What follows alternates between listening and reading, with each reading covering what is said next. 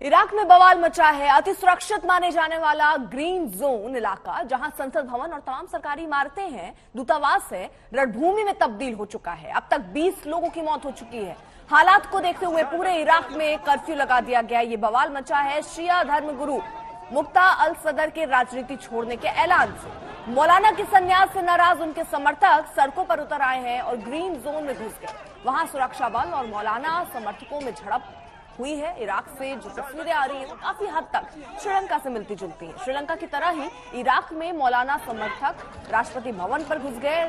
सरकारी मुख्यालय के स्विमिंग पूल में मस्ती करते हुए नजर आ रहे हैं।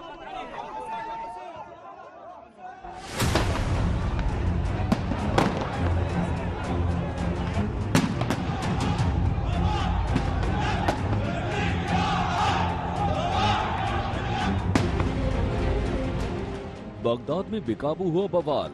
राष्ट्रपति भवन से लेकर सरकारी इमारतों में घुसी भीड़। चारों तरफ अफरा तफरी और हंगामे का मंजर।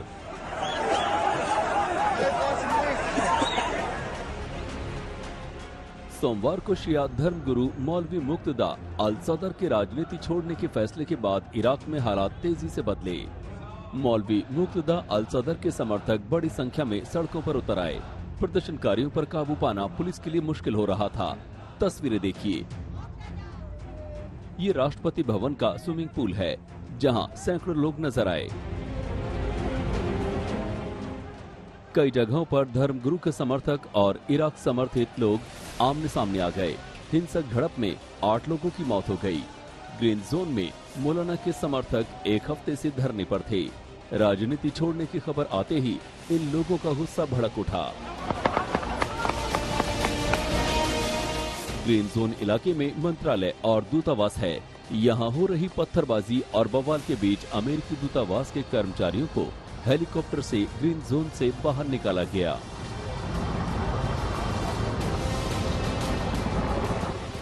दरअसल इराक में शिया मुस्लिम धार्मिक नेता मौलाना मुक्तदा अल सदर के बड़ी संख्या में समर्थक हैं।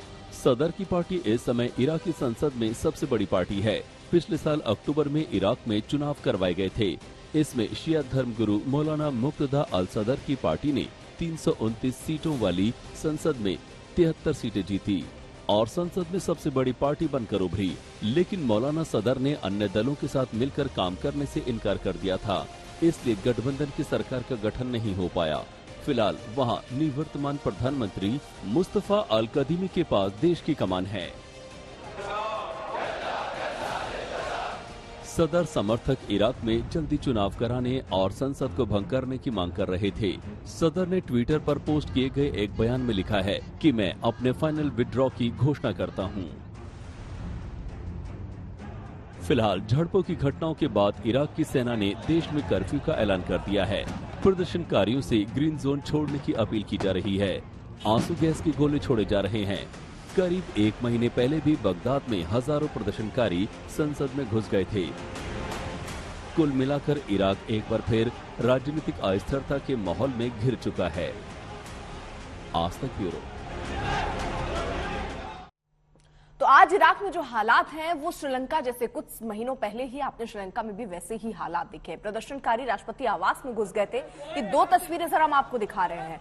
स्विमिंग पूल में प्रदर्शनकारी पहुंचे हैं और ऐसी ही तस्वीरें याद होगा, आपके जहन में होगी, श्रीलंका से सामने आई थी जब वहां पर राजनीतिक संकट गहराया और उसके बाद प्रदर्शनकारी राष्ट्रपति आवास में पहुंच जाते हैं और स्विमिंग पूल का आनंद लेते नजर आते हैं। वैसी ही तस्वीर इराक से सामने आ रही है। अब जरा संसद भवन की भी हम आपको 2 तस्वीरें दिखा देते हैं। एक तस्वीर गौर कीजिएगा, इराक की है और दूसरी तस्वीर जो आप देख रहे हैं वो श्रीलंका की है। फाइल फोटो हम आपको दिखा रहे हैं। इससे पहले आपने देखा है कि श्रीलंका में भी ऐसे ही हालात थे, जो आज हालात वैसे ही इराक में बनते हुए नजर आ रहे हैं।